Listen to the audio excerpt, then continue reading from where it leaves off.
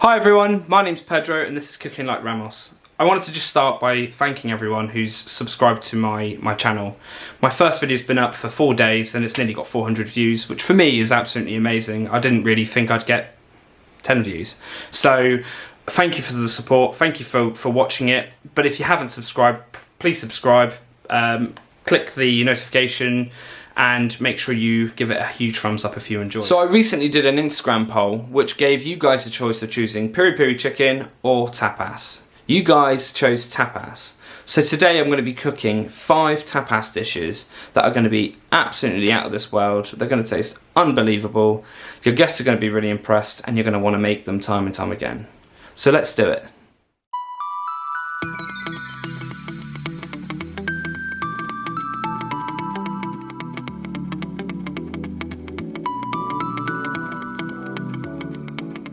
Hello guys, I'm back. So I'm going to run through exactly what we need to do. First thing, peel 2 or 3 large potatoes, cut them in half again, and then cut them into small squares.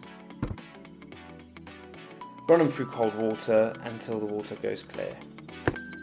So put them into a pan, cover them with water, add some salt, and then turn on the heat until it goes into a gentle simmer. Make sure you keep on checking them by prodding them with a knife to make sure that they are not going to overcook and that you cook them up to about 80% of the way.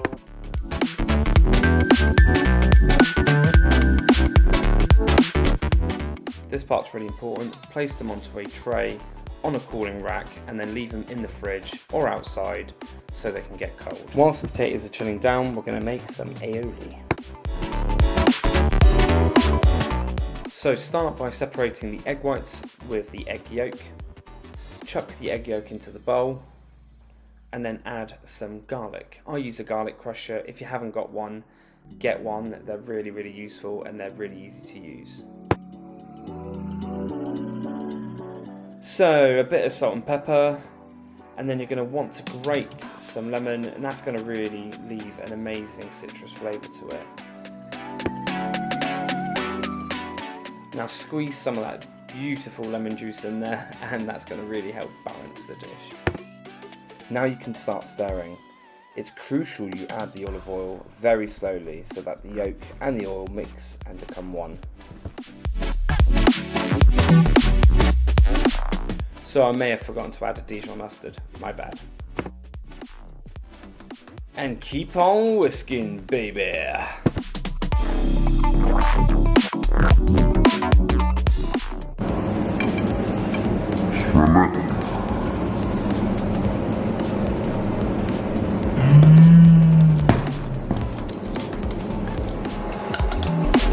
Always taste the food. Oh my god, I love aioli. So guys, time for us to make the bravas sauce. So get your pan up to a medium heat. Add the onions. I like to use red onions because I find them a little bit sweeter. Add some sea salt and pepper. And then after around a minute of cooking, you just want to let them sweat a little bit. You want to add the teaspoon of paprika. Now with paprika, let it cook for around 30 seconds before adding the passata.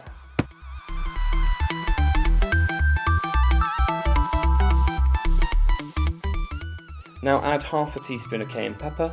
If you want a bit more heat, add a little bit more. Then go in with the garlic. I don't like to put too much garlic because of the aioli is going to be going on top. You don't want it overpowering.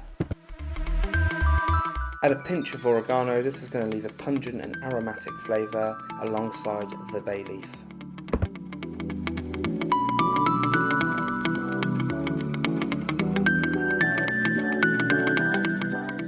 So get your fryer up to 180 degrees centigrade, that's 356 degrees Fahrenheit.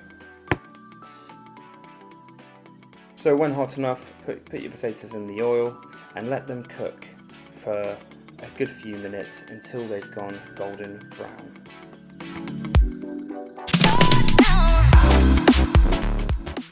As they're hot, make sure that you season them straight away.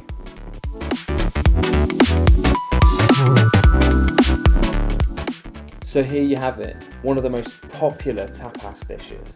This dish is packed full of flavour. It's easy to do, It tastes amazing and will certainly impress.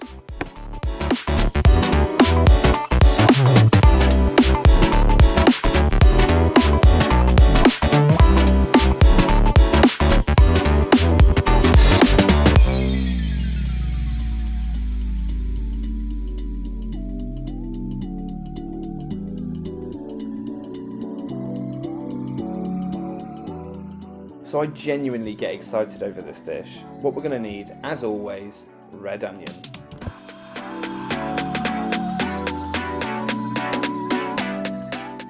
So chop yourself up some garlic. Make sure you cut the spring onion at an angle for presentation purposes. The chorizo also cut at an angle. It makes the dish look so much better. And guess what? The chicken, cut it down the middle, and then you want to cut it at an angle. This just takes the dish to another level and makes the dish look absolutely amazing. So get your pan up to a medium-high heat. Add some olive oil, and then you want to go straight in with the onions. So make sure you start stirring automatically to make sure that the onions cook evenly, and then cook them for 1 minute. When it's been around a minute, you want to add the chicken breast and you want to stir it in quite well, making sure that the chicken cooks evenly by constantly stirring it. Make sure you season it very well with sea salt and black pepper.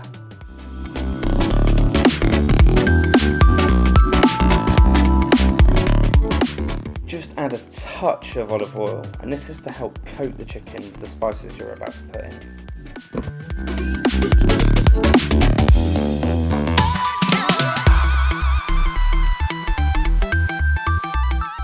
Add the garlic after around 1 or 2 minutes and give it a really good stir again.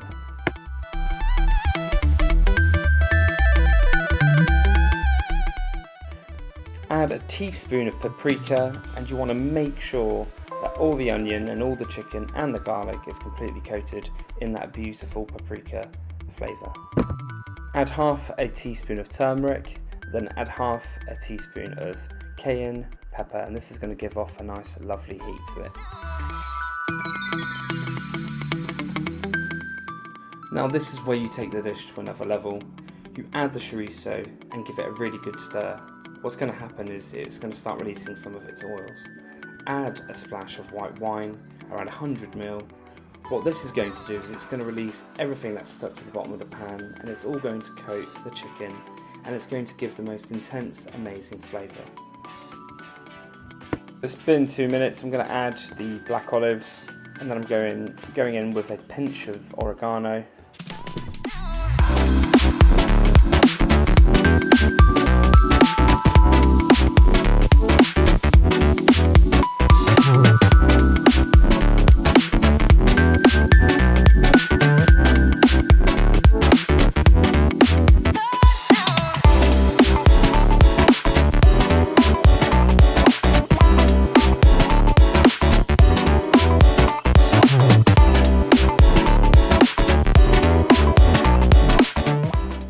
So my second tapas dish.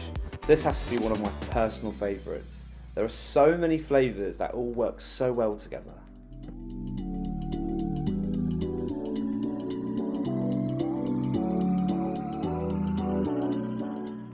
So for the calamari, you want to get some squid tubes and you want to cut them across like I am, and these will form rings.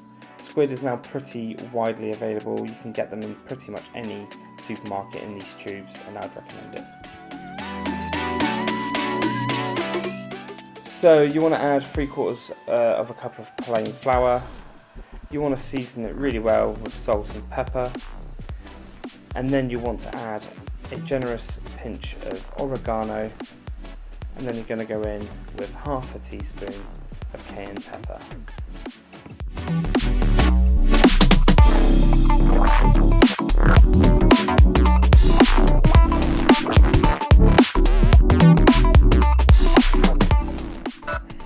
So start placing your squid rings into the mixture. Once they're all in, give it a really good mix. So So make sure you've got your fryer at 180 degrees, that's 356 degrees Fahrenheit. So you want to get the squid, shake any excess flour off the squid, place it onto the fryer. Once it's at temperature, put it into the oil and then cook for around 2 minutes. Once they've gone golden brown, you know they're ready.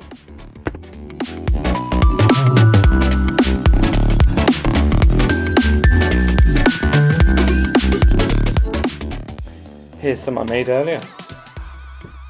This is my daughter's favourite dish that I cook for her. Calamari with aioli. She loves it.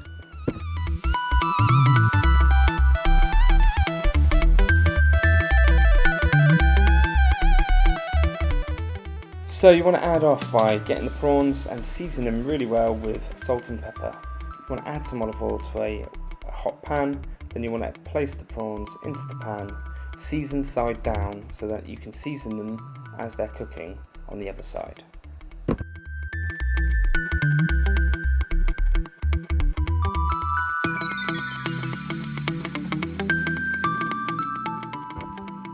After a minute you want to add the garlic.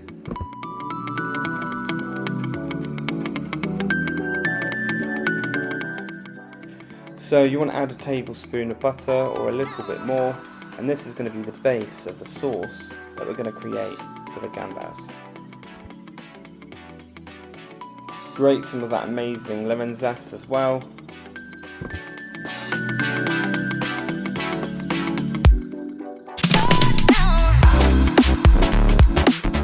Keep stirring the pan, add half a teaspoon of chili flakes, and just keep on stirring so everything cooks evenly.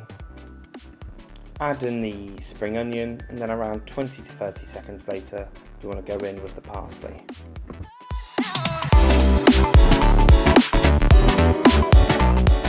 Go on, squeeze that lemon, baby.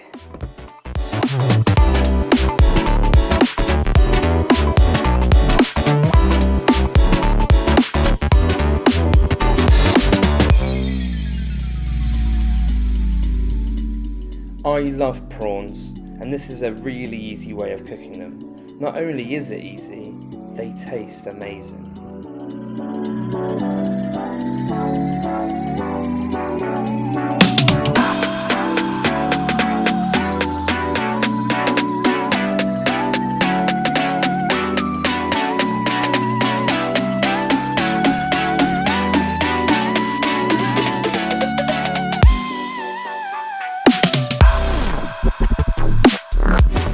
Get 2 frying pans to a medium-high heat and then add olive oil. Go straight in with the mushrooms and then you want to season them well.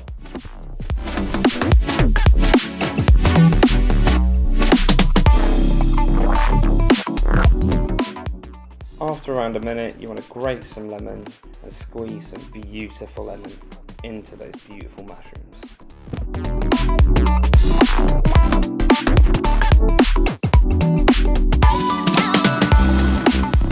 After a minute of cooking, add the garlics in and stir the dish round really well.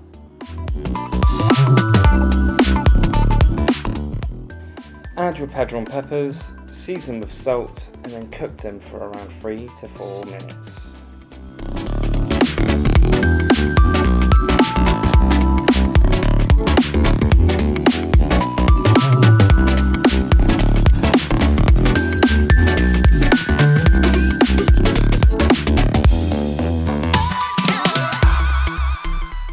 I love the earthy, sweet, rich flavours the Pedro peppers have to it.